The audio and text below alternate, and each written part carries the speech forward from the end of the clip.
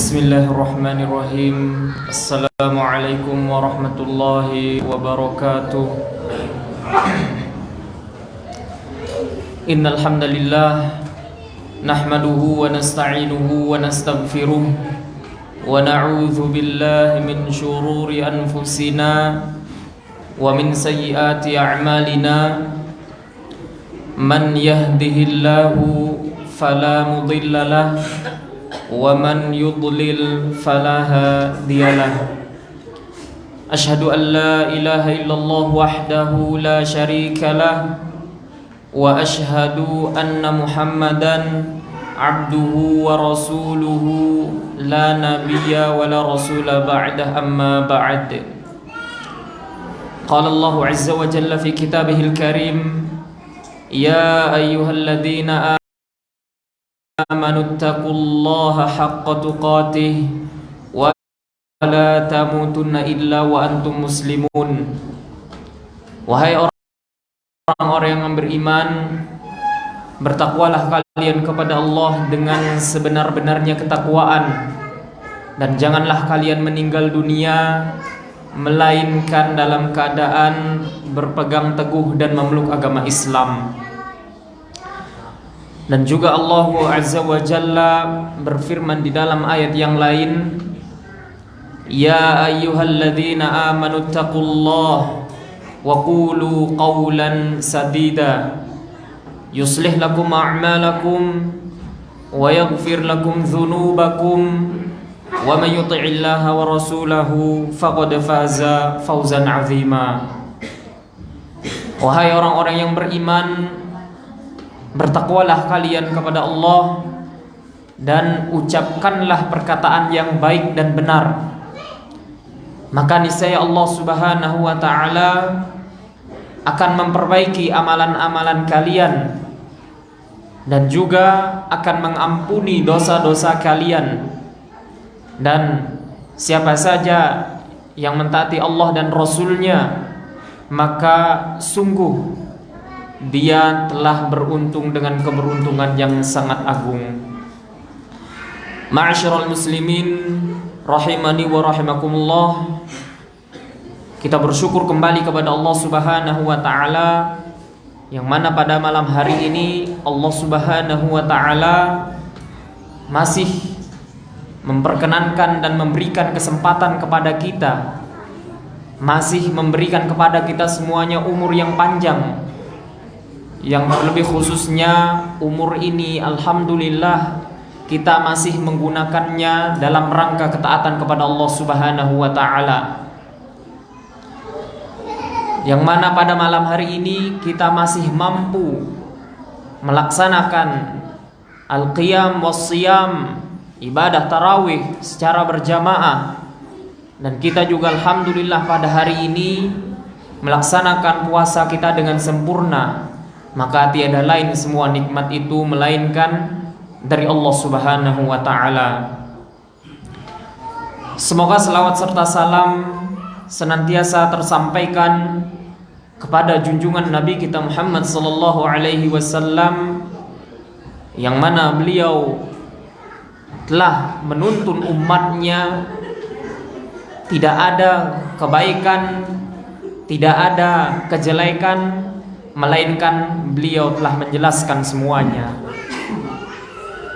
Dan juga semoga selawat serta salam senantiasa tersampaikan kepada keluarga beliau dan juga para sahabat beliau, dan juga kepada orang-orang yang senantiasa berpegang teguh dengan sunnah dan juga tuntunan Nabi kita Muhammad sallallahu alaihi wasallam sampai hari kiamat kelak. Ma'asyiral muslimin, a'azzani Allah wa iyyakum jami'an. Pada malam yang berbahagia ini insyaallah kita akan memulai pembahasan atau daurah pembahasan kitab Al-Usul Ats-Tsalatsah, atau dengan nama yang lain Tsalatsatul Usul, yang ditulis, yang dikarang oleh Syekh Muhammad bin Abdul Wahhab, yang mana kitab ini mencakup akidah Ahlus Sunnah wal Jamaah, yang mana di dalam kitab ini mencakup hal-hal landasan pokok, landasan utama yang sangat penting di dalam agama kita, agama Islam. Dan juga perlu kita ketahui bahwasanya di dalam kitab ini adalah ada beberapa perkara yang mana perkara ini akan kita bawa di dunia ini bahkan sampai ke akhirat kelak. Bahkan perkara yang akan kita bahas di dalam kitab ini adalah merupakan perkara yang akan ditanyakan kita di alam kubur kita. Maka selayaknya bagi seorang muslim ketika mereka mempelajari hal ini, mereka mengamalkan apa yang mereka pelajari, maka insya Allah hal ini akan menyelamatkan mereka di dunia dan juga di akhirat kelak sampai mereka bertemu dengan Allah Subhanahu wa ta'ala. Jamaah rahimakumullah, perlu kita ketahui di dalam kitab ini yang dikarang oleh Syekh Muhammad bin Abdul Wahhab, karena banyak dari sebagian kaum muslimin yang masih jahil terhadap Syekh Muhammad bin Abdul Wahhab, yang mana beliau banyak sekali mengarang selain kitab ini dan kitab-kitab yang lainnya, yang mana semua kitab yang beliau karang adalah untuk mengajak seluruh umat manusia kepada pemurnian akidah, mengajak setiap kaum muslimin agar kembali kepada ifradullah azza wa jal, agar mereka senantiasa memurnikan ibadah kepada Allah Subhanahu wa ta'ala. Dan salah satu kitab yang beliau karang adalah kitab Al-Usul Ats-Tsalatsah, atau di dalam terjemahan bahasa kita 3 landasan utama di dalam agama Islam. Dan perlu kita ketahui bahwasanya Syekh Muhammad bin Abdul Wahhab ini adalah salah satu imam al-mujaddid, yang mana di zaman beliau da'watut tauhid, pemurnian akidah itu benar-benar diangkat. Makanya kita lihat pada hari ini negara kelahiran beliau di negara Al-Mamlakah Al-Arabiyah As-Saudiyah atau kerajaan Saudi Arabia itu sangat amat tentram di sana. Karena ini adalah sebuah janji dari Allah Subhanahu wa ta'ala. Ketika kita sudah merealisasikan, mengangkat tauhid yang benar, maka yang akan kita dapatkan dari Allah adalah janji kita akan tenang, kita akan mendapatkan ketentraman, kita akan mendapatkan kesejahteraan, kita akan jauh dari segala tindak laku yang tidak pantas kepada kita semuanya. Dan ini adalah termasuk janji Allah Subhanahu wa ta'ala kepada setiap umat Islam yang memurnikan akidah mereka. Apa kata Allah Subhanahu wa ta'ala di dalam ayat Al-Quran? Wa'adallahu alladhina amanu minkum wa amilus salihat la istakhlifannahum fil ardi kama istakhlafal ladzina min qablihim. Allah menjanjikan bagi orang-orang yang beriman dari kalian dan juga orang-orang yang beramal kebaikan, mereka itu akan dijadikan pemimpin oleh Allah di muka bumi ini, sebagaimana Allah Subhanahu wa ta'ala pernah menjadikan pemimpin orang-orang sebelum kita. Kemudian janji yang kedua kata Allah Subhanahu wa ta'ala, wala yumakkinanna lahum dinahumul ladzir tadalahum, dan Allah akan memantapkan agama mereka, yaitu agama Islam, agama yang Allah Subhanahu wa ta'ala ridhai untuk kita semuanya. Kemudian janji yang terakhir di dalam ayat ini kata Allah Subhanahu wa ta'ala, wala yubaddilannahum min ba'di khaufihim amna, dan Allah akan merubah, akan mengganti keadaan mereka yang dulunya mereka dalam keadaan ketakutan, yang dulunya mereka dalam keadaan tercekam, dalam keadaan genting. Allah akan mengganti semua keadaan ini menjadi mim ba'di khaufihim amna. Allah akan mengganti keadaan mereka dalam keadaan ketakutan menjadi keadaan yang aman dan tentram. Makanya di negara sana, di Al-Mamlakah Al-Arabiyah Saudiyah, itu bisa dibilang negaranya sangat aman.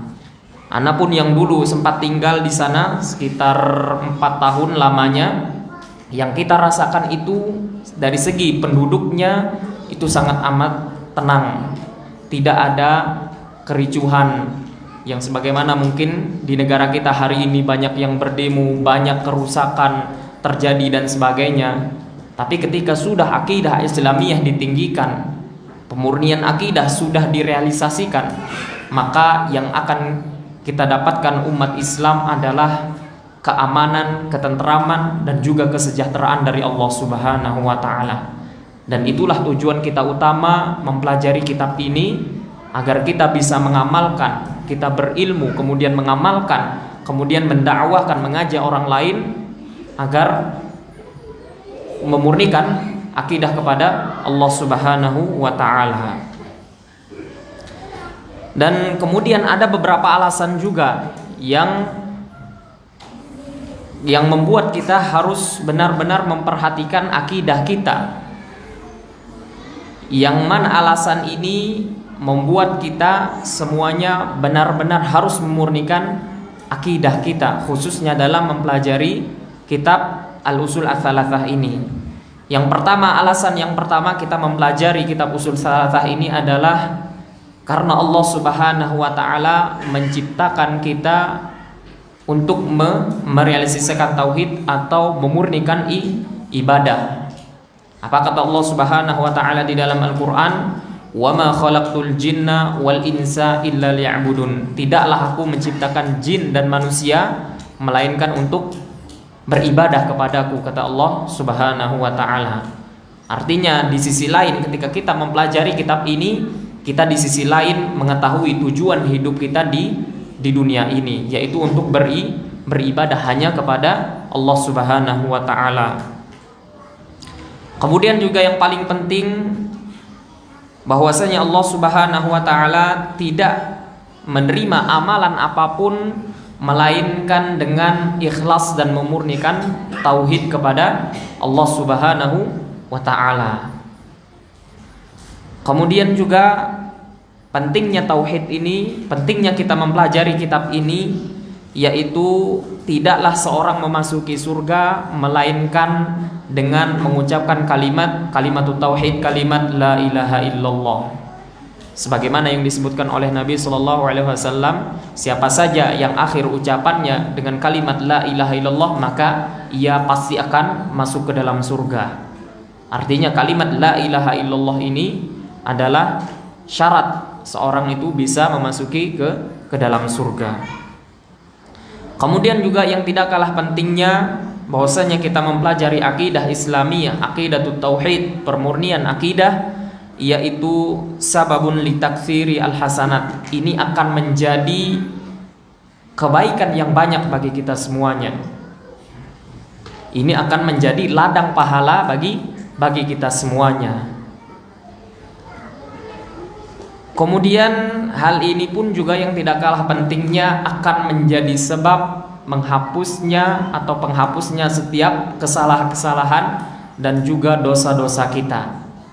Kita tahu apa yang harus kita lakukan sebagai seorang muslim.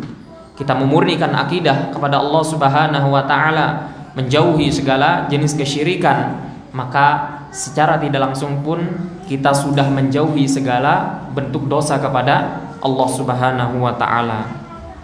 Kemudian juga hal ini pun akan menjadi sebabnya kita mendapatkan hidayah dari Allah Subhanahu wa Ta'ala, dan juga yang tidak kalah pentingnya kita akan mendapatkan keamanan dan juga kesejahteraan di tanah air kita khususnya, yang mana mungkin hari ini kita dengar ada sebagian ya anak-anak muda yang bertindak laku, mereka mendemo pemerintah kita. Nah, maka di dalam ajaran Islam sendiri pun kita dilarang untuk melakukan kisruh, kericuhan seperti tersebut, yang mana tidak lain hal demikian itu banyak sekali menyebabkan kerusakan demi kerusakan. Kemudian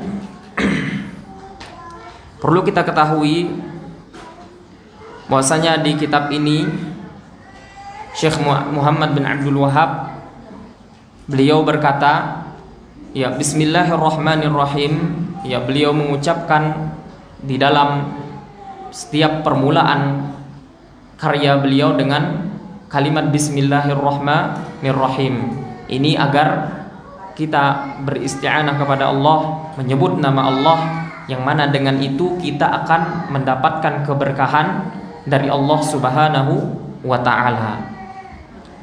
Kemudian kata beliau, kata Syekh Muhammad bin Abdul Wahhab, ketahuilah, semoga Allah merahmatimu, bahwa wajib bagi kita mempelajari 4 hal.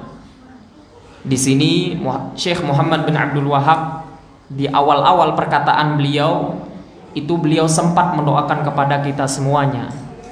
Ketahuilah, semoga Allah merahmatimu. Artinya semoga Allah memberikan kasih sayangnya kepada kita. Semoga Allah Subhanahu wa ta'ala memberikan ilmu yang bermanfaat kepada kita semuanya, yang mana dengan ilmu ini kita akan mendapatkan kasih sayang dari Allah Subhanahu wa ta'ala.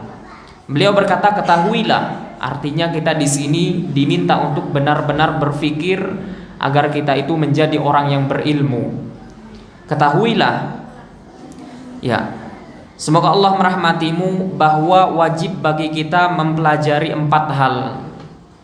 Di sini ada 4 hal yang paling penting sebelum kita masuk ke pembahasan utama kita, yaitu 3 landasan pokok. Beliau memulai dengan 4 hal yang paling penting, yang mana 4 hal ini adalah hal yang paling mendasar yang harus seorang muslim ketahui. Yang pertama adalah ilmu. Ilmu yaitu mengenal Allah, mengenal nabinya, dan juga mengenal agama Islam disertai dalil-dalilnya. Nah, artinya yang harus seorang muslim lakukan, yang harus seorang muslim ketahui di dalam hidupnya, wajib bagi mereka untuk mempelajari hal ini adalah mempelajari ilmu. Dan banyak sekali kalau kita membaca hadis-hadis dari Nabi SAW, banyak sekali keutamaan daripada ilmu ini. Salah satu yang disebutkan oleh Nabi SAW tentang keutamaan ilmu ini adalah man salaka tariqan yaltamisu fihi ilman sahhalallahu lahu bihi tariqan ilal jannah. Siapa saja yang menempuh suatu jalan, yang mana di jalan tersebut dia itu ingin menuntut ilmu, dia itu ingin mendapatkan ilmu, maka Allah akan memudahkan baginya dengan ilmu tersebut, dengan perjuangannya tersebut, jalan menuju surga Allah Subhanahu wa ta'ala. Artinya kita yang hari ini berkumpul di dalam majelis ini, kita yang datang, mau anak-anak, mau orang yang dewasa, mau yang muda, yang pemudi, mau yang laki-laki dan perempuan, kita sudah menempuh jalan menuju surga Allah Subhanahu wa ta'ala. Kita sudah menempuh jalan untuk menuntut ilmu, yang mana dengan ilmu ini kita akan dimudahkan oleh Allah Subhanahu wa ta'ala untuk masuk ke dalam surganya. Dan juga keutamaan ilmu yang tidak kalah pentingnya, ilmu yang akan kita pelajari ini akan menjadi ladang pahala bagi kita. Apa kata Nabi SAW? Idza mata ibnu Adam inqata'a anhu 'amaluhu illa min thalath, illa min shadaqatin jariyah aw ilmin yuntafa'u bihi aw waladin salihin yad'u lahu. Kata Nabi SAW, apabila seorang manusia itu meninggal dunia, maka seluruh amalannya terputus kecuali 3 perkara. Perkara yang pertama adalah sedekah jariyah, sedekah yang sudah kita korbankan atau kita keluarkan di jalan Allah Subhanahu wa ta'ala. Kemudian yang kedua adalah au ilmin yuntafa'u bihi, atau ilmu yang bermanfaat. Nah, ketika kita melakukan majelis ilmu seperti ini, kita mempelajari ilmu dan kita mengajarkan kepada orang lain, maka disitulah kita akan mendapatkan ladang pahalanya. Kemudian orang yang kita ajar ini dia ajar lagi kepada orang lain, tetap walaupun kita sudah meninggal dunia, ilmu yang sudah kita ajarkan, kebaikan yang sudah kita ajarkan tadi tetap mengalir pahalanya kepada kita semuanya. Kita misalnya yang sekarang ini, kita sebagai bapak misalnya, kita mendapatkan ilmu apa saja, sekecil apapun ilmu tersebut, kemudian kita ajarkan kepada anak kita, maka kita pun setelah meninggal dunia, dia akan tetap mengamalkan ilmu tersebut, pahalanya mengalir kepada kita. Anak kita menikah, anak kita mempunyai anak cucu, maka dia mengamalkan apa yang sudah kita ajarkan kepada anak kita tadi, maka tetap pahalanya kembali kepada kita semuanya, walaupun kita sudah meninggal dunia beberapa ratus tahun yang lalu. Makanya ulama terdahulu, mereka itu sangat bersemangat di dalam menulis karya-karya ilmu. Mereka sangat bersemangat di dalam mempelajari ilmu, karena itu adalah ladang pahala yang tidak akan terputus. Walaupun berapa ratus tahun kita sudah meninggal, seperti Syekh Muhammad bin Abdul Wahab ini, karya-karya beliau tetap dipelajari dan dijadikan ilmu di dalam majelis-majelis ilmu, maka ini pahalanya akan tetap mengalir. Kemudian yang tidak kalah pentingnya keutamaan ilmu ini adalah sebab akan ditinggikan derajat kita di sisi Allah Subhanahu wa taala. Demikian Allah Subhanahu wa taala berfirman di dalam ayat Al-Qur'an, "Yarfa'illahu alladhina amanu minkum walladhina utul ilma darajat." Allah akan mengangkat derajat orang-orang yang beriman dan juga orang-orang yang berilmu di antara kalian. Nah, di dunia pun kita akan merasakan bagaimana orang yang belum belajar ilmu dan orang yang sudah belajar ilmu, akan kita bisa melihat perbedaan di antara keduanya. Itu masih di taraf di dunia ini. Kita bisa melihat dari tingkah lakunya, cara berfikirnya, itu sudah menunjukkan Allah itu bisa membedakan atau menjadikan satu dengan yang lainnya itu beberapa derajat bedanya. Dan di sisi lain Allah Subhanahu wa taala pun berfirman di dalam surat Az-Zumar, "Qul hal yastawil ladzina ya'lamuna wal ladzina la ya'lamun." Katakanlah, apakah sama orang yang berilmu dan juga orang yang berilmu? Pasti jawabannya tidak. Kita secara akal pun, secara nalar pun bisa membedakan, oh, orang ini memiliki ilmu. Dari segi bicaranya, dari segi berfikirnya, dari segi tingkah lakunya dia berilmu. Dan ini pun sudah menunjukkan satu dengan yang lainnya itu berbeda derajatnya, karena mereka itu memiliki ilmu. Maka inilah hal yang pertama yang wajib bagi seorang muslim untuk dia ketahui, untuk dia pelajari, yaitu dia harus berilmu. Dan ilmu ini apa? Yaitu mengenal Allah Subhanahu wa ta'ala, dan juga mengenal nabinya, dan juga mengenal agama Islam dengan dalil-dalilnya. Ya, hal ini kenapa disebutkan mengenal agama Islam dengan dalil-dalilnya? Artinya ketika kita beramal itu harus sesuai dengan tuntunan dari Nabi kita Muhammad sallallahu alaihi wasallam, agar kita itu tidak seperti orang Nasara. Perlu kita ketahui, ahlul kitab, salah satu dari ahlul kitab ini adalah orang Nasara, yang mana mereka itu beramal tanpa ada dasar ilmu. Maka mereka itu disifati oleh Allah Subhanahu wa taala al-maghdub, disifati oleh Allah Subhanahu wa taala ad-dhallin. Mereka adalah orang-orang yang tersesat karena mereka itu beramal tanpa dasar ilmu. Di sisi lain pun ada orang-orang Yahudi yang mereka itu mempunyai ilmu tapi tidak mengamalkan apa yang mereka ketahui. Dan ini pun disifati oleh Allah Subhanahu wa taala al-maghdubu alaihim. Mereka orang-orang yang dimurkahi. Tapi agama Islam ini di tengah-tengah. Mereka memiliki ilmu dan tapi mereka juga mengamalkan daripada ilmu tersebut. Maka Islam itu adalah agama yang wasat, yang wasatiyah, agama yang netral, yang tengah-tengah.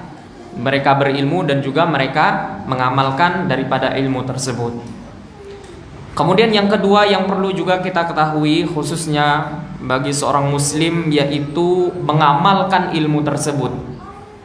Ya, demikian yang tadi yang sudah kita jelaskan, bahwasanya ketika kita sudah berilmu, maka kita harus mengamalkan ilmu yang sudah kita pelajari, agar kita tidak sama dengan orang yang dimurkai oleh Allah Subhanahu wa ta'ala, seperti orang-orang Yahudi. Maka ketahuilah bahwasanya orang-orang Yahudi itu tahu kebenaran tentang agama Islam, tahu tentang Nabi Muhammad, tahu tentang agama Islam ini, tahu tentang Allah Subhanahu wa ta'ala. Bahkan Allah mensifati mereka apa di dalam kitab Al-Quran? Ya'rifunahu kama ya'rifuna abna'ahum. Mereka itu tahu Nabi Muhammad, tahu agama Islam ini sebagaimana mereka itu tahu anak mereka sendiri. Tapi mereka apa? Tidak mau beriman, tidak mau mengamalkannya, karena mereka itu memiliki rasa sombong di dalam hati mereka. Mereka itu tahu Al-Quran ini benar, Nabi Muhammad adalah Rasul yang terakhir, Allah itu adalah Tuhan yang benar, sesembahan yang berhak untuk diibadahi, tapi mereka tidak mau mengamalkannya. Kemudian yang ketiga adalah mendakwahkannya. Setelah kita belajar ilmu, mengamalkannya untuk diri kita sendiri, maka kita diminta untuk sebisa mungkin kita mengajak orang lain kepada ilmu tersebut. Artinya jangan kita itu sebatas hanya baik kepada diri kita sendiri, tapi kalau bisa itu kita berbuat baik kepada orang lain. Kemudian yang terakhir, yang keempat, yaitu sabar atas gangguan dalam melaksanakannya. Ya, artinya ketiga tahapan tadi, berilmu, beramal, kemudian mengajak orang lain, mendakwahkannya, maka dalam tiga hal ini pun, atau semua tahapan tadi, kita harus bersabar di atasnya. Karena pasti tidak lepas, setiap amalan yang kita lakukan itu pasti akan ada gangguannya, pasti akan ada cobaannya. Maka di sini terakhir ini kita diminta untuk senantiasa bersabar. Kita melatih diri kita, mujahadatun nafsi, untuk senantiasa bersabar di atas jalan ilmu. Kemudian Allah Subhanahu wa ta'ala berfirman, wal 'asri innal insana lafi khusrin illal ladzina amanu wa 'amilus shalihat wa tawasaw bil haqqi wa tawasaw bis sabri. Yang artinya, demi masa sesungguhnya manusia itu benar-benar berada dalam kerugian. Artinya setiap dari kita yang hari ini entah kumpul di sini ataupun di luar sana, setiap orang itu pada hakikatnya mereka dalam kerugian. Kemudian Allah menyebutkan siapa saja orang yang tidak mendapatkan kerugian, illa, ada kalimat istitsna. Allah Subhanahu wa ta'ala mengecualikan orang yang tidak merugi itu. Allah menyebutkan illa alladzina amanu. Pertama, orang yang tidak merugi itu orang yang beriman.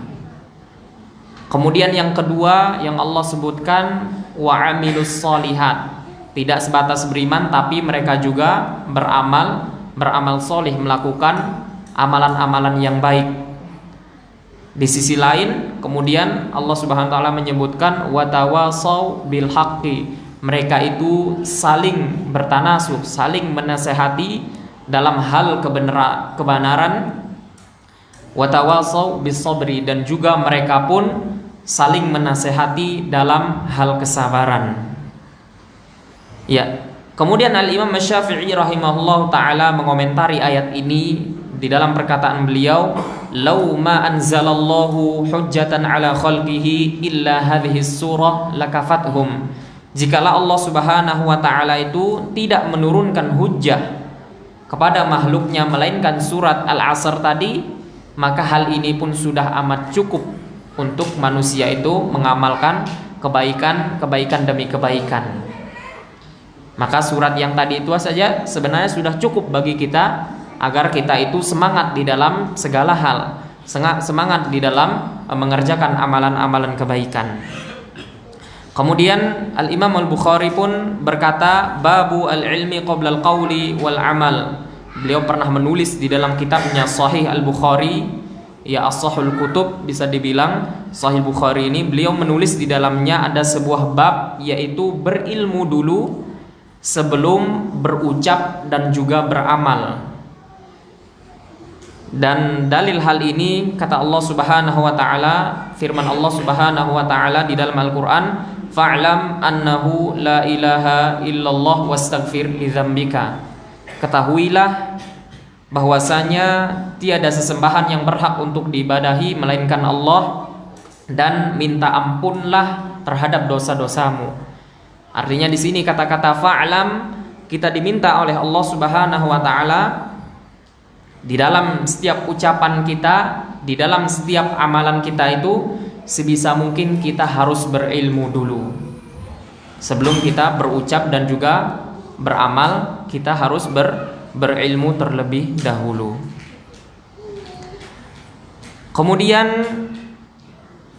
dijelaskan, kemudian beliau di sini Syekh Muhammad bin Abdul Wahhab sang pengarang, beliau berkata, ketahuilah semoga Allah merahmatimu bahwa wajib bagi setiap muslim dan muslimah mempelajari 3 hal berikut ini dan mengamalkannya. Nah, setelah beliau menyebutkan tadi ada 4 hal yang wajib bagi seorang muslim untuk diketahui, yaitu berilmu, kemudian beramal, mendakwahkan, kemudian bersabar. Di sini mulai disebutkan ada hal yang lebih penting lagi yang harus ini bagi seorang muslim ataupun muslimah agar mereka itu mengamalkannya. Yang pertama adalah keyakinan kepada Allah Subhanahu wa taala. Ya, beliau berkata di sini, yang pertama adalah yang wajib kita ketahui, Allah lah yang menciptakan dan memberi rizki kepada kita dan tidak membiarkan kita terlantar. Tetapi Allah Subhanahu wa taala mengutus seorang rasul kepada kita. Barang siapa yang mentaatinya akan masuk ke dalam surga, dan barang siapa yang menentangnya akan masuk ke dalam neraka. Ya, artinya di sini Allah menjelaskan kepada kita bahwasanya tiada lain tujuan kita di muka bumi ini adalah untuk beribadah kepada Allah Subhanahu wa taala.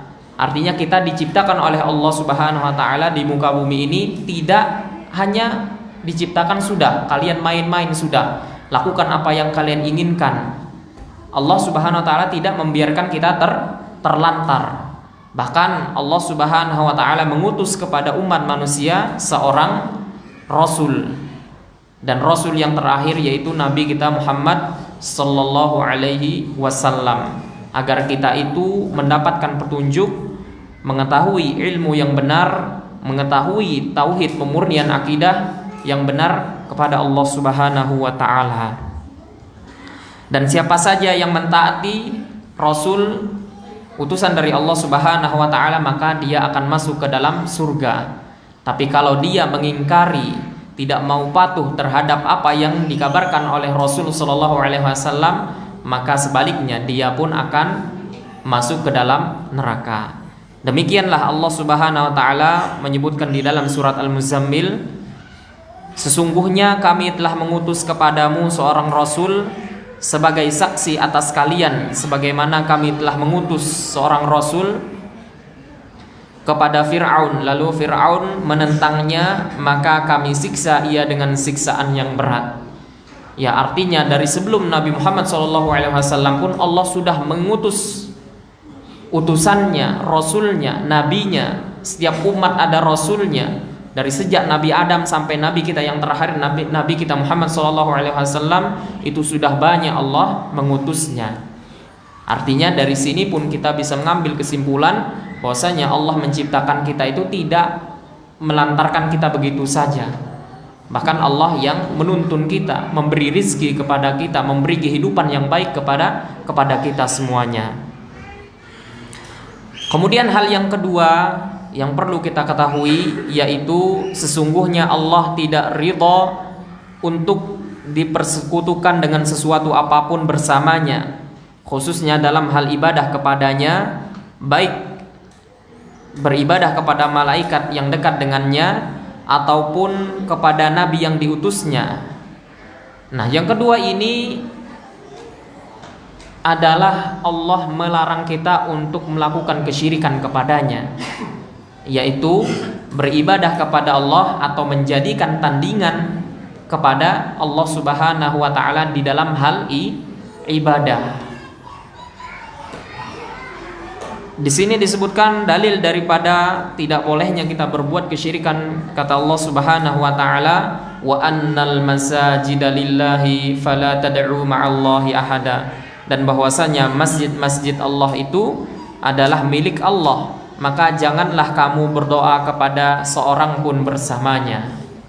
Ya, artinya perbuatan syirik itu adalah menjadikan tandingan kepada Allah Subhanahu wa taala di dalam perkara ibadah kepadanya.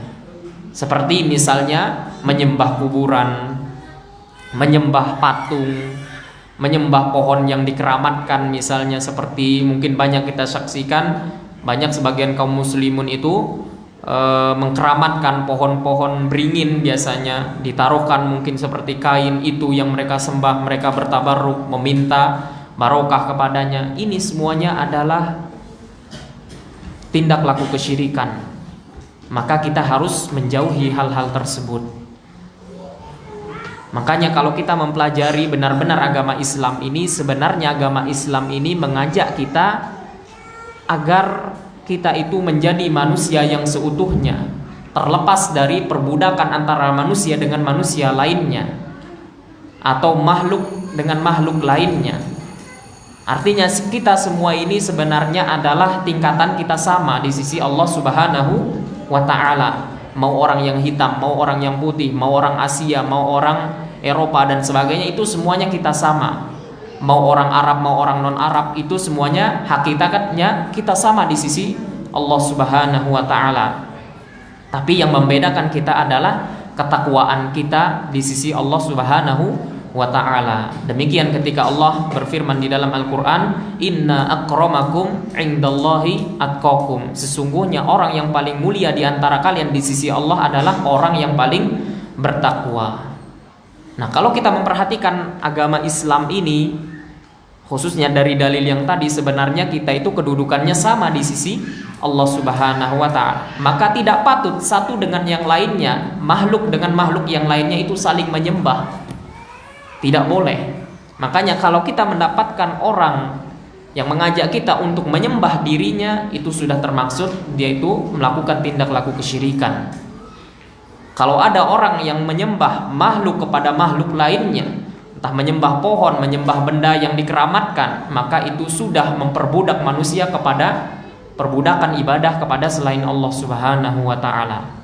Makanya ketika kita sudah tahu akidah yang benar ini, maka kita akan menjadi manusia yang seutuhnya, yang mulia di sisi Allah Subhanahu wa ta'ala. Kemudian yang ketiga, perkara yang ketiga, yaitu siapa saja yang mentaati Rasulullah sallallahu alaihi wasallam dan mentauhidkan Allah, maka tidak boleh baginya untuk berwala kepada orang-orang yang menentang Allah Subhanahu wa ta'ala dan Rasulnya, meskipun ia adalah kerabat dekatnya. Ya, di dalam hal yang ketiga ini adalah permasalahan al-wala dan bara'. Artinya ketika orang yang beriman kepada Allah itu beriman kepada Rasulullah, ketika ada mereka mendapati orang yang melawan Allah Subhanahu wa ta'ala, yang menentang Allah Subhanahu wa ta'ala dan Rasulnya, maka di sini kita tidak boleh berkasih sayang kepada mereka. Tapi dalam tanda konteks di sini tidak bolehnya adalah di dalam kegiatan ibadah mereka, saling tolong menolong di dalam tindak laku dosa dan juga permusuhan. Tapi kalau di dalam hal tindak sosial, misalnya kalau ada keluarga kita orang yang non muslim misalnya terkena musibah, kita bantu dia, hal ini masih dibolehkan. Atau ada misalnya tetangga kita yang belum makan, misalnya tidak ada beras, yang masih kita boleh membantunya. Tapi kalau hal dalam ibadah, menyembah hal ibadah, maka hal ini tidak boleh kita membantunya. Maka kata Allah, lakum dinukum waliyadin, agama kalian agama saya, agama saya. Makanya kalau kita menilik Al-Quran ini, kita sebenarnya umat Islam itu adalah umat yang paling toleransi terhadap umat yang lainnya. Tapi yang kita tidak dibolehkan itu dalam hal perkara ibadah. Tapi dalam hal sosial, muamalah itu masih kita dibolehkan oleh Allah untuk bermuamalah kepada atau membantu kepada orang-orang yang non-Islam. Maka di sini apa kata Allah Subhanahu wa taala di dalam Al-Qur'an? La tajidu qauman yu'minuna billahi wal yaumil akhir yuwadduna man hadallaha wa rasulahu sampai akhir ayat. Ya, kata Allah Subhanahu wa taala di dalam ayat Al-Mujadilah ini, kamu tidak akan mendapati suatu kaum yang beriman kepada Allah dan hari akhir saling berkasih sayang dengan orang-orang yang menentang Allah dan Rasulnya, sekalipun orang-orang itu ayah-ayah mereka, anak-anak mereka, saudara-saudara mereka, ataupun keluarga mereka. Mereka itulah orang-orang yang Allah telah tanamkan keimanan dalam hati mereka dan menguatkan mereka dengan pertolongan yang datang darinya, dan dimasukkannya ke dalam surga Allah Subhanahu wa taala. Nah, artinya konteks di sini kita tidak bolehnya berkasih sayang kepada mereka, yaitu dalam hal tolong menolong dalam rangka ibadah kepada selain Allah Subhanahu wa taala. Contohnya, mereka ingin misalnya melakukan suatu ibadah. Misalnya ada hari-hari tertentu, ada kelahiran tertentu misalnya. Maka di sini kita tidak boleh membantu mereka. Walaupun misalnya kita duduk berdiri di depan tempat ibadah mereka atau menjaga keamanan mereka, ini tidak boleh. Ini sama saja kita tolong menolong di dalam hal keburukan atau hal dosa dan juga permusuhan. Maka di dalam agama Islam kita dilarang untuk al-wala kepada orang-orang yang tidak beriman kepada Allah Subhanahu wa taala dan menentang Allah dan Rasulnya. Tapi dalam hal yang lain kita masih boleh bermuamalah kepada mereka. Dan ini ditunjuki oleh Nabi SAW sendiri. Ketika ada tetangga beliau orang Yahudi itu yang pernah mencela beliau, bahkan mengejek beliau, ketika dia sakit orang Yahudi ini, beliau tetap menziarahinya, tetap mengunjunginya. Kita lihat akhlak Nabi SAW.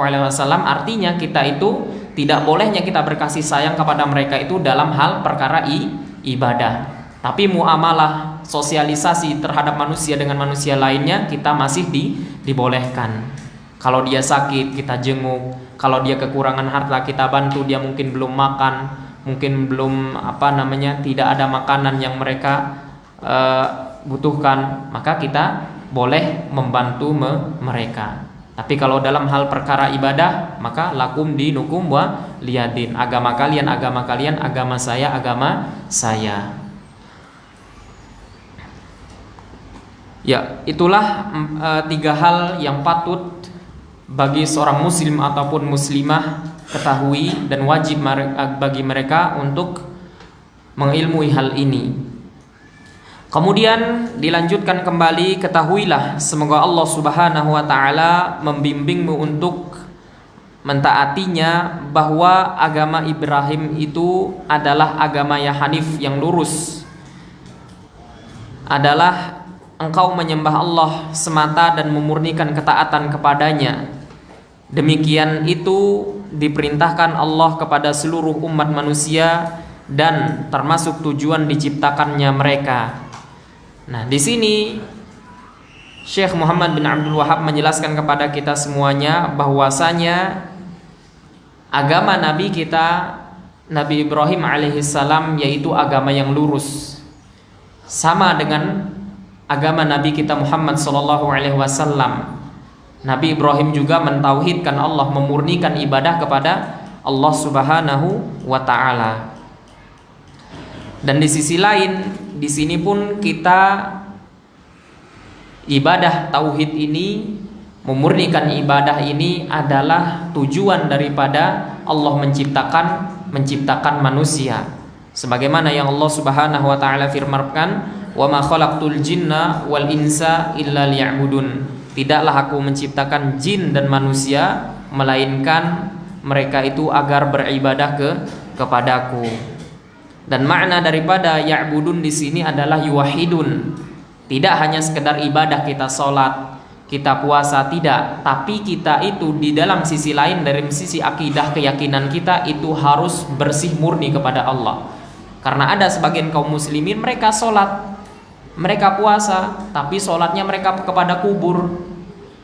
Mereka sholat, mereka puasa, tapi mereka melakukan itu untuk patung-patung mereka. Nah, maka yang benar adalah kita harus melakukannya hanya kepada Allah Subhanahu wa ta'ala. Tidak boleh kita memalingkan ibadah apapun, mau sholat, mau puasa, mau haji, mau umroh, atau ibadah sunnah-sunnah yang lainnya, tidak boleh kita memalingkannya kepada selain Allah Subhanahu wa ta'ala. Harus kepada Allah semata, tidak ada sesembahan selainnya. Kemudian dijelaskan di sini hal tergantung yang diperintahkan Allah Subhanahu wa ta'ala adalah tauhid, yaitu mendirikan Allah Subhanahu wa ta'ala atau beribadah kepada Allah Subhanahu wa ta'ala, atau memurnikan ibadah kepada Allah Subhanahu wa ta'ala. Sementara hal yang sangat dilarangnya adalah kesyirikan, yaitu menyembah selain Allah bersamaan dengannya. Ya, di sini mulai dirincikan. Hal kesyirikan ini adalah hal yang harus kita wanti-wanti dan harus kita hati-hati di dalamnya. Karena kesyirikan itu adalah hal yang paling dilarang di dalam agama Islam. Dan kesyirikan ini pun termasuk dosa yang paling besar, yang paling agung di sisi Allah Subhanahu wa ta'ala. Tidak ada yang dosa yang besar melebihi dosa daripada kesyirikan ini. Mau dosa orang maling, mencuri, membunuh dan sebagainya, itu masih di bawah kesyirikan tarafnya. Tapi kalau sudah kesyirikan itu tidak bisa ditawar di sisi Allah Subhanahu wa ta'ala. Kesyirikan ini bisa dibilang dia adalah dosa yang paling tinggi tarafnya di sisi Allah Subhanahu wa ta'ala. Makanya ketika Nabi SAW menyebutkan di dalam hadis beliau, ijtanibu as-sab'al mubiqat, jauhilah 7 perkara yang membinasakan. Dan yang Nabi SAW itu sebutkan apa? Asyirku billah, syirik kepada Allah Subhanahu wa ta'ala. Artinya dosa syirik ini adalah dosa yang paling tinggi di sisi Allah Subhanahu wa ta'ala. Karena apa? Dosa syirik ini bisa menyebabkan orang itu kekal di dalam api neraka, tidak bisa keluar daripadanya. Dosa syirik ini tidak bisa diampuni oleh Allah Subhanahu wa ta'ala. Dosa syirik ini bisa menyebabkan orang itu halal harta dan darahnya. Maka ini dosa yang paling agung di sisi Allah Subhanahu wa ta'ala. Maka wajib bagi seorang muslim itu untuk menjauhi dosa kesyirikan ini. Kemudian yang kedua adalah at-tauhid. Tauhid ini adalah hal yang paling diperintahkan oleh Allah Subhanahu wa ta'ala, hal yang utama yang diperintahkan oleh Allah Subhanahu wa ta'ala. Artinya tauhid ini adalah hal yang paling utama yang harus kita kerjakan. Bukan hanya sholat, bukan hanya puasa, bukan hanya ibadah-ibadah sunnah yang lainnya. Tapi yang paling utama kita kerjakan adalah kita memurnikan ibadah kita kepada Allah Subhanahu wa ta'ala. Dan ada 2 syarat amal itu bisa diterima di sisi Allah Subhanahu wa ta'ala. Yang pertama, harus ikhlas karena Allah Subhanahu wa ta'ala. Dan yang kedua adalah harus sesuai dengan petunjuk dari Nabi kita Muhammad sallallahu alaihi wasallam. Karena ada sebagian kaum muslimin itu berdoa, tapi berdoanya kepada selain Allah. Ada sebagian kaum muslimin meminta, tapi memintanya kepada selain Allah. Ada kaum muslimin, sebagian kaum muslimin yang sujud, ruku, sholat, tapi mereka sholatnya kepada selain Allah. Artinya amalan kita itu tidak akan diterima melainkan harus murni, harus ikhlas karena Allah Subhanahu wa taala. Dan Allah Subhanahu wa taala berfirman di dalam ayat Al-Qur'an, wa'budullaha wa la tusyriku bihi syai'a, dan sembahlah Allah dan jangan berbuat kesyirikan sedikit pun kepadanya. Ya, artinya hal inilah yang diperintahkan kepada kita semuanya. Yang pertama menjauhi kesyirikan, dan yang kedua adalah merealisasikan pemurnian tauhid, yaitu akidah ibadah kepada Allah Subhanahu wa taala.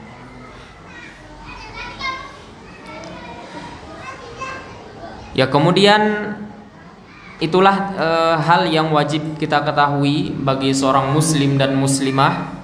Kemudian di sini mulai dijelaskan 3 hal yang wajib diketahui bagi setiap muslim.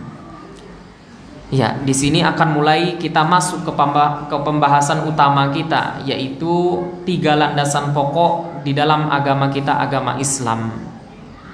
Ya, apabila dikatakan kepadamu apa itu al-usul ats-tsalatsah, apa itu 3 landasan pokok yang wajib diketahui oleh setiap muslim atau muslimah, maka jawablah, seorang hamba harus mengetahui siapa Tuhannya.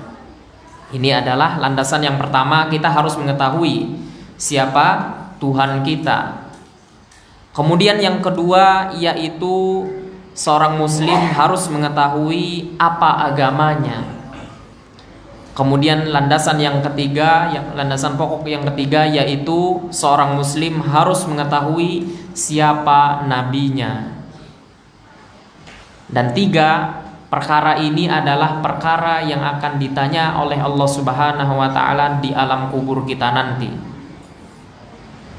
Dan ini adalah termasuk landasan yang paling mendasar yang harus seorang muslim ketahui di dalam hidupnya. Tidak hanya sekedar mengetahuinya, tapi dia juga harus mengamalkan daripada konsekuensi tersebut. Mengetahui Tuhannya, yaitu Allah Subhanahu wa taala, kemudian mengetahui agamanya, yaitu agama Islam, kemudian mengetahui nabinya, Nabi Muhammad sallallahu alaihi wasallam.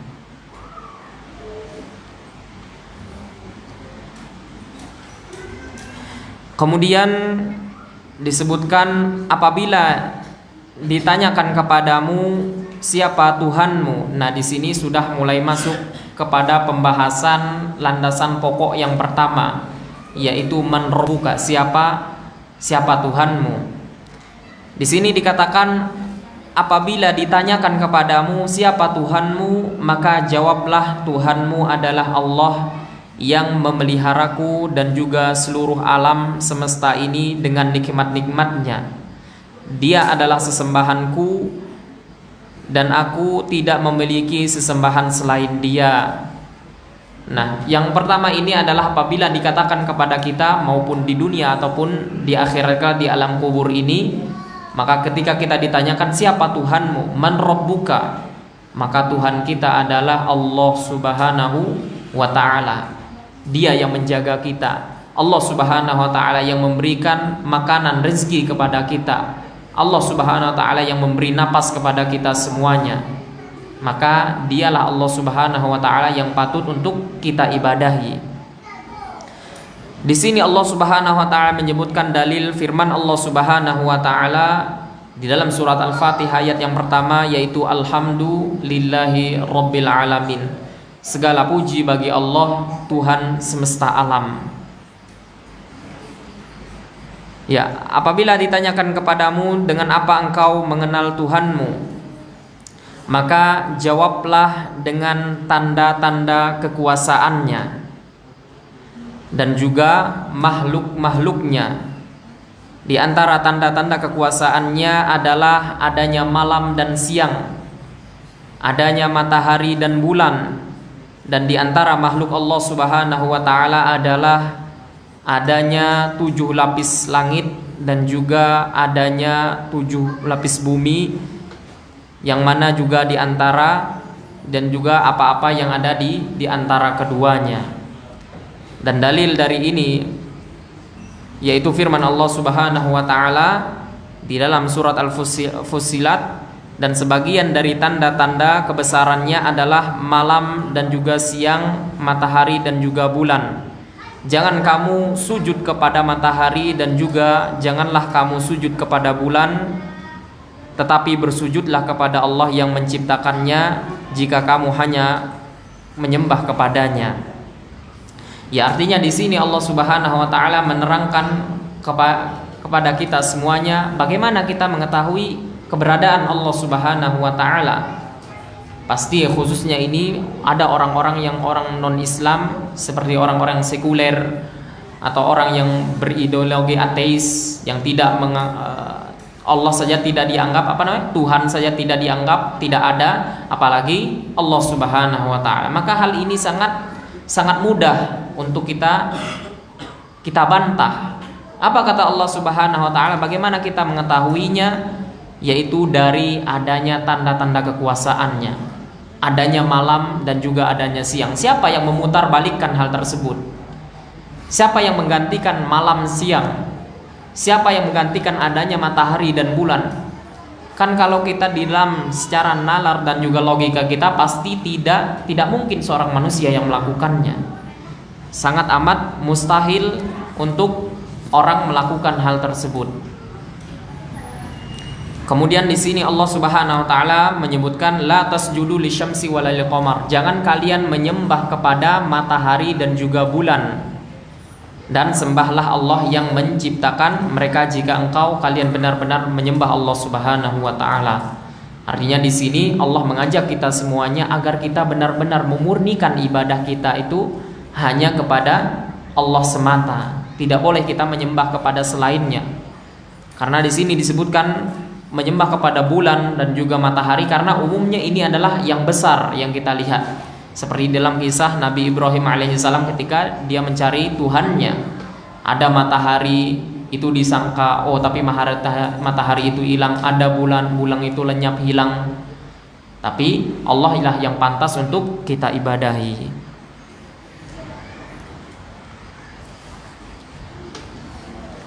Kemudian di dalam ayat Al-Quran juga Allah Subhanahu wa ta'ala menerangkan, ya sesungguhnya Rabbmu ialah Allah yang telah menciptakan langit dan bumi dalam 6 masa. Lalu dia bersemayam di atas arsy dan menutupkan malam kepada siang dan mengikutinya dengan cepat. Dan diciptakannya pula matahari, bulan dan bintang-bintang masing-masing tunduk kepada perintahnya. Ingatlah, menciptakan dan memerintahkan hanya hak Allah Subhanahu wa ta'ala yang maha suci, Tuhan semesta alam. Surat Al-A'raf ayat 54. Ya, artinya di sini pun Allah menceritakan kepada kita, mengabarkan kepada kita bahwasanya hanya Allah lah yang berhak untuk kita ibadahi. Tidak boleh kita beribadah kepada selainnya. Mau bulan, mau bintang, mungkin benda ini yang kita lihat saat ini paling besar, planet-planet yang lainnya, itu semuanya makhluk Allah Subhanahu wa ta'ala. Itu semuanya adalah ciptaan Allah dan juga termasuk dari tanda kebesarannya. Kemudian di sini dijelaskan Rabb adalah sesembahan. Ya, dalil hal ini adalah firman Allah Subhanahu wa ta'ala, wahai manusia, sembahlah Rabbmu yang telah menciptakanmu dan orang-orang sebelummu agar kamu bertakwa. Dialah yang menjadikan bumi sebagai hamparan bagimu dan juga langit-langit sebagai atapnya, dan dia menurunkan air hujan dari langit, lalu dia menghasilkan dengan hujan itu segala buah-buahan sebagai rezeki untukmu. Karena itulah jangan kamu mengadakan sekutu bagi Allah Subhanahu wa ta'ala padahal kamu mengetahuinya. Ya, khulasah daripada singkatan ringkasan daripada ayat ini, Allah memerintahkan kepada kita selaku manusia agar menyembah kepada Allah Subhanahu wa ta'ala, yang mana Allah lah yang menciptakan kita dan juga orang-orang sebelum kita. Tujuannya apa? Agar kita itu menjadi pribadi yang bertakwa kepada Allah Subhanahu wa ta'ala. Kemudian Allah merincikan di sini di dalam ayat ini bahwasanya dialah yang menjadikan bumi ini terhampar untuk kita semuanya, dan juga Allah lah yang mengangkat langit yang hari ini kita lihat tidak ada tiangnya, berdiri dengan kokoh tidak ada tiangnya, Dan Allah pula yang menurunkan dari langit tersebut air hujan kepada kita semuanya. Dan dengan air hujan itu Allah mengeluarkan segala jenis tumbuhan dan juga tanaman. Yang mana tanaman ini, tumbuhan ini menjadi rizki, menjadi sumber daya bagi kita semuanya, sumber kehidupan bagi kita semuanya. Maka pesan terakhir di dalam ayat ini kata Allah Subhanahu wa taala, "Fala taj'alu lillahi andada." Setelah kita mengetahui dari tanda-tanda yang tadi, Allah menciptakan langit dan bumi, Allah yang menurunkan hujan, Allah yang menumbuhkan semua tanaman, buah-buahan, maka jangan sekali-kali kita menjadikan tandingan-tandingan bagi Allah Subhanahu wa taala. Padahal kita itu sudah mengetahui daripada tanda-tanda kebesaran Allah Subhanahu wa taala. Ya, mungkin ini yang bisa dapat kita bahas pada pertemuan kali ini. Insyaallah kita akan lanjutkan pada besok malam, lanjut daripada pembahasan kitab Ushul Salasah ini. Dan sebelum terakhir, ini nampaknya ada pertanyaan. Ya, baik, silakan ada pertanyaan sebelum kita akhiri. Jika tidak, kita akhiri saja, mungkin waktunya terlalu lama. Kita akhiri saja. Wabillahi taufiq wal hidayah, wa akhiru da'wana alhamdulillahi rabbil alamin. Subhanakallahumma wa bihamdika asyhadu an la ilaha illa anta astaghfiruka wa atubu ilaika. Wassalamualaikum warahmatullahi wabarakatuh.